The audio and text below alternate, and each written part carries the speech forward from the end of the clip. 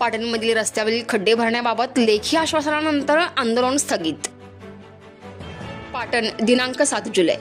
कराचीपूर महामार्ग पाटण शहर अंतर्गत रस्त्यावर पडलेल्या खड्ड्यांमुळे रस्त्याची अक्षरशः चाळण झाली आहे आणि या संदर्भात सार्वजनिक रस्ते विभाग व पाटण नगरपंचायतीचे सर्रासपणे दुर्लक्ष झाल्याने या विरोधात सामाजिक कार्यकर्ते नितीन पिसाळ यांच्या नेतृत्वाखाली सोमवार दिनांक 7 जुलै रोजी रस्त्यावर आंदोलन करण्यात आले.